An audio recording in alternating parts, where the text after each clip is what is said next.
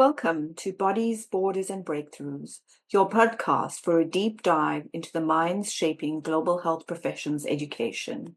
I'm your host, Dr. Thirusha Naidu, and in today's episode, we're talking to Professor Jennifer Cleland, a global leader whose work continues to challenge and expand the borders and boundaries of health professionals' education.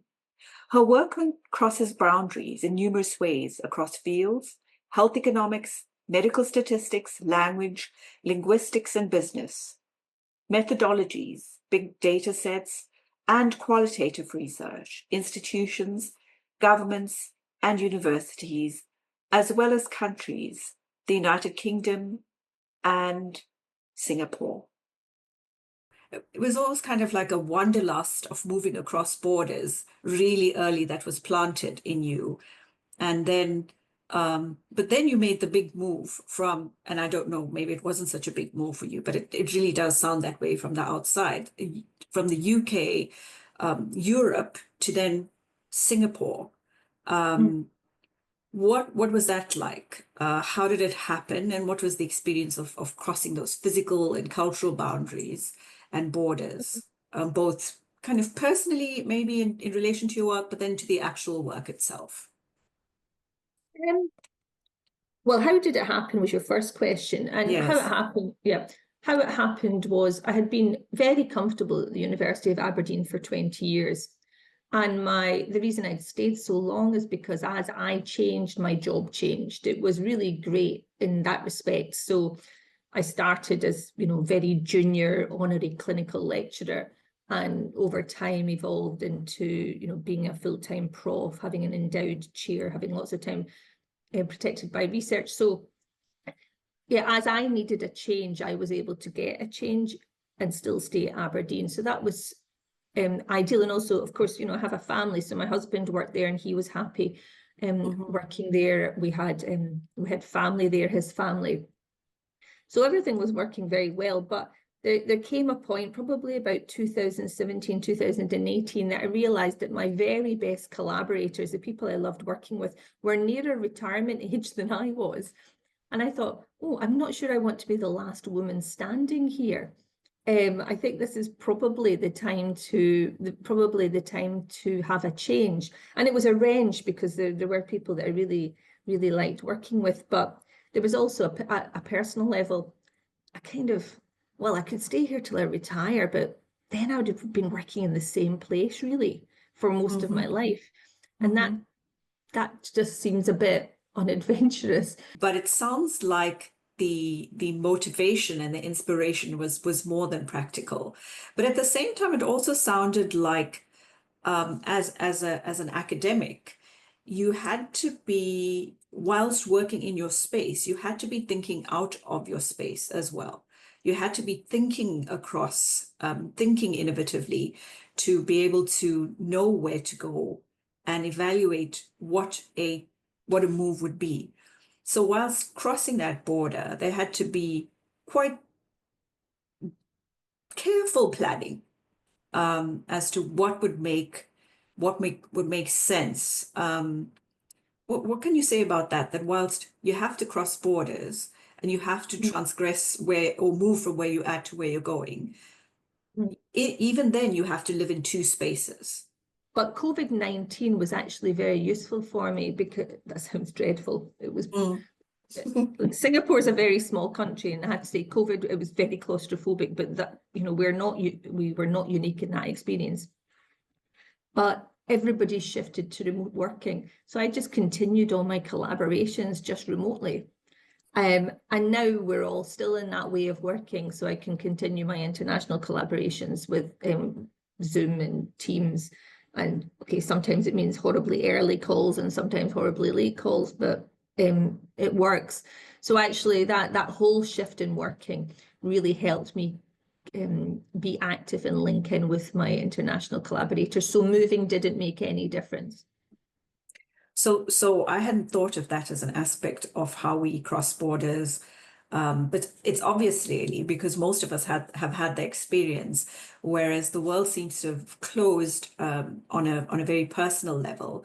It expanded beyond imagination when it came to working together. There's no limit on who you can collaborate with. Mhm. So whilst physical space has drawn in, cognitive, or if you want to call it, or imagine the space of imagination has really exploded. There was one thing I did want to add, that it really is interesting working as a foreigner in a very, very different culture, and where I am clearly a foreigner because of my appearance.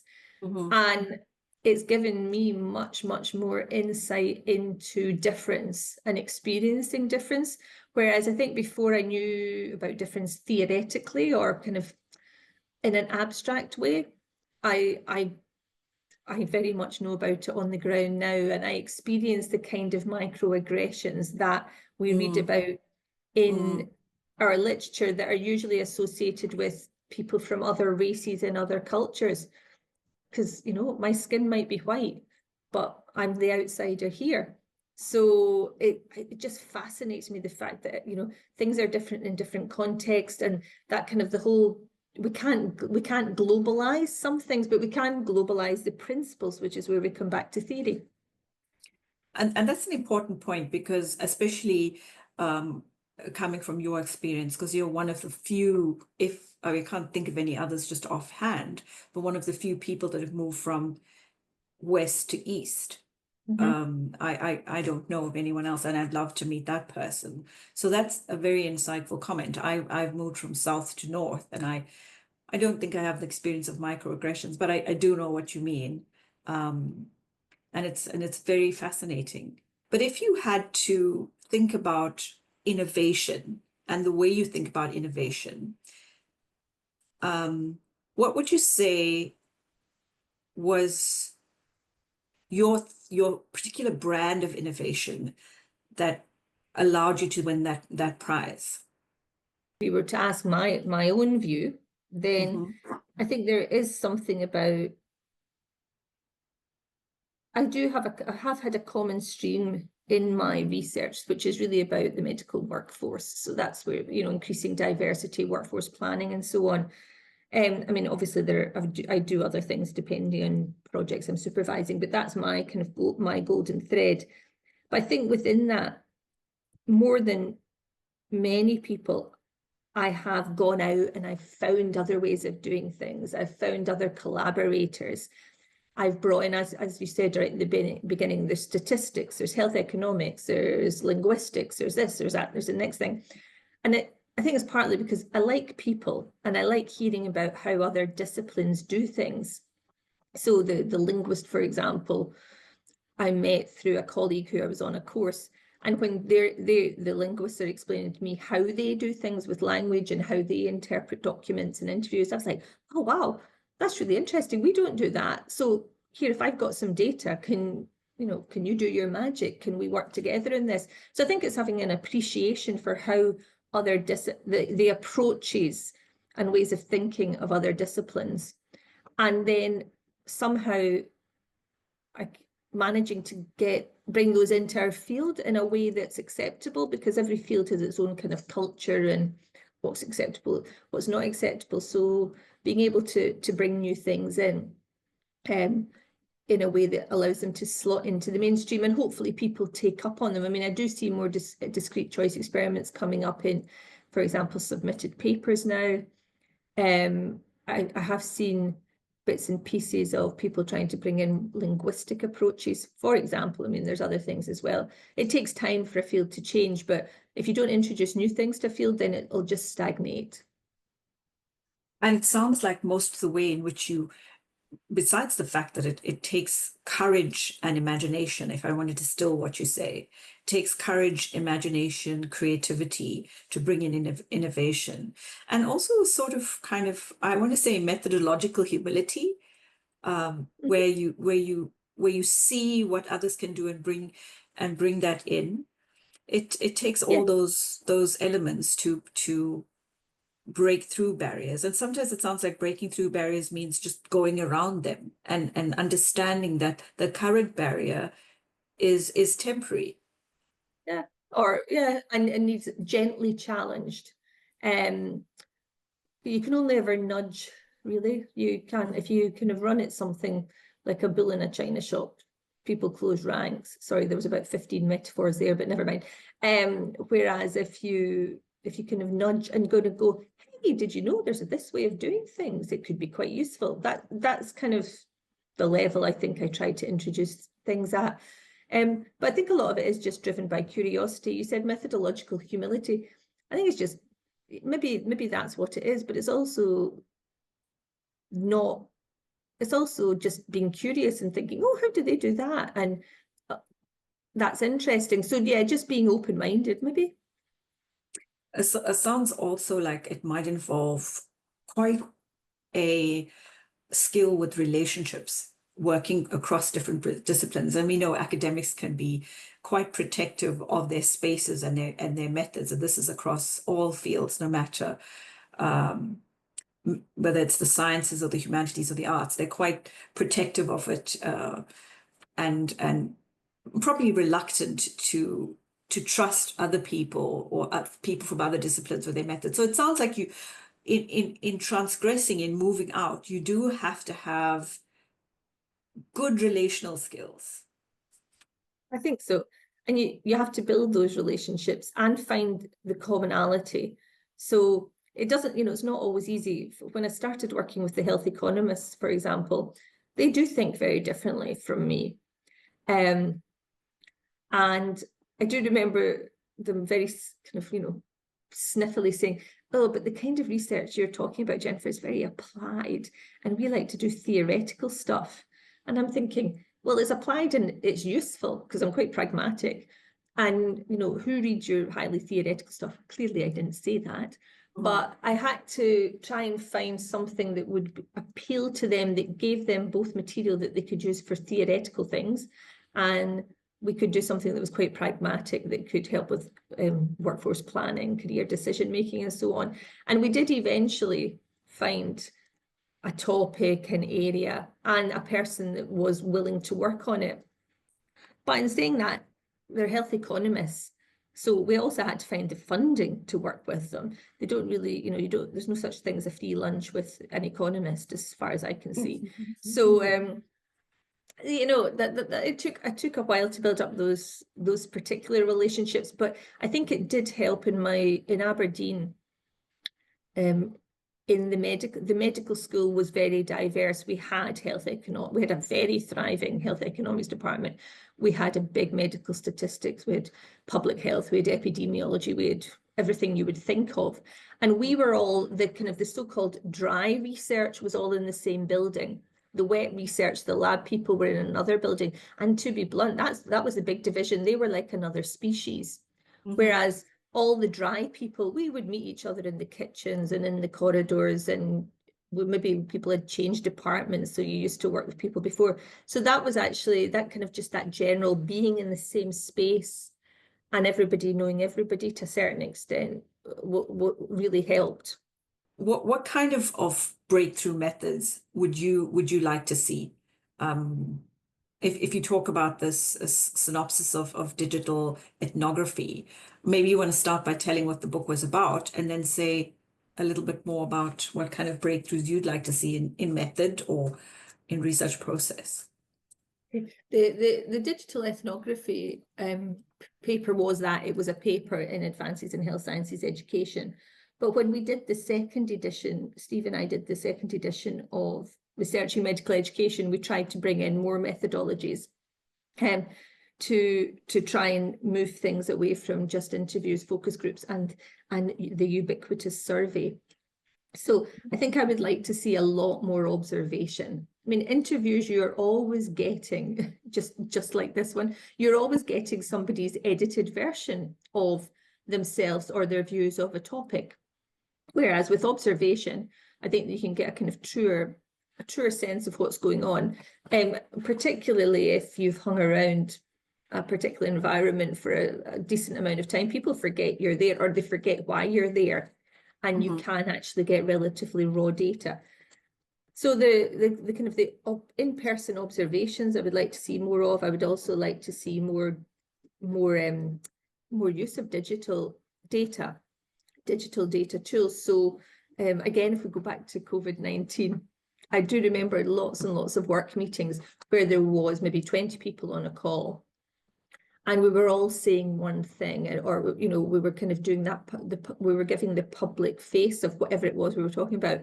But in the background, everybody's WhatsApping each other saying, "Can you believe what they've just said?" or whatever it might be. And I was thinking, oh my God, I'd love to do some research on what's being said at the front stage. If if we wanted to use Goffman, what's being said at the front stage and what's happening at the backstage, and what's public and what's private. And there's so many things like that I feel that we kind of mostly ignore. Not everybody. Anna MacLeod in Halifax is probably the leading person for ethnography, but I think there's nobody who's really picked up the mantle of digital ethnography, and it just seems a bit remiss in this day and age. Now that you mention it, certainly. So ethnography is one of the methods of data collection. Would there be others? Well, you've been thinking about ethnography.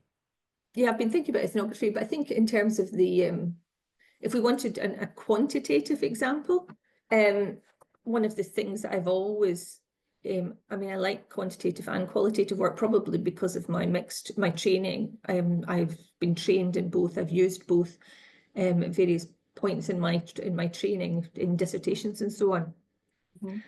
But when I started working with the health economists many years ago, and we were doing preference choice models, discrete choice experiments, I found that really quite exciting, because I didn't want to do surveys. Good surveys are wonderful, but very few people do good surveys.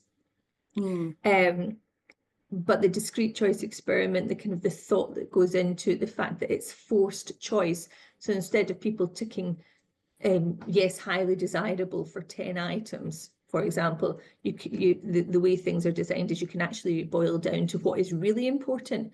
So that kind of bringing in methodologies and methods from other fields, I think, is something that we could do more of. Obviously, it's got to be right for the particular research question, but I do wonder sometimes if within our field we limit our questions because we're limited by our methodologies. But what kinds of people, or what will it take for people to succeed in medical education as we move forward? What kind of thinking do we need? What kind of method? What do we need to do to succeed in this kind of in this context, fluent type of context? As a medical student or as an academic? As a medical education researcher. As a medical education researcher. Well, I think, to be honest, I'm not sure it's really changed. I think you have to have inherent curiosity and not be closed to things. So, if I stood here and went, oh, well, nothing our students do is of value, then I'm completely closing down an area of exploration, discussion, intrigue. So it is about keeping an open mind, and also finding people who can bridge. So, I was the Vice Dean of Education here till a few months ago, and if I had said to the students, oh, can you show me what you're doing to help each other? They would have been absolutely terrified, because I had that kind of position of power. But whereas my more junior staff, who are much more on the ground with the students and younger, which takes us back to where you started with this, they have much more access. They have a more equal relationship, or less of a power differential, and the students will talk to them much more freely. So you have to get the boundary spanners. Yes. It sounds like you have to be courageous in a way, but also, again, I say humble, to know that you might need the data, you might know how to get it, but just in terms of who you are and the positions you hold, you might not be the person that actually goes out and engages and gets that data. It's being able to, again, use your body, the way you present in the world, in smart ways. So that sounds like that what you're saying. So whilst you might have the idea of being courageous, you know that you're not going to get the data, or you're not going to get information from someone. You have to send an emissary almost who is better placed and better at undercover work than you might be. Oh yeah, totally. But I think that's always been the case, hasn't it? You have the ideas, but you don't do things yourself, or you're selective in what you do yourself. So who you talk to, who you collect data from, and so on and so forth. But I just, yeah, it is interesting. It's just so interesting thinking of all these nuances of research. This has been an absolutely delightful and engaging and really informative conversation. I'm so surprised this is the first time that we met, but I have a sense we'll probably meet again. I've learned so much from you, and I hope our audience will as well. Thank you so much for this.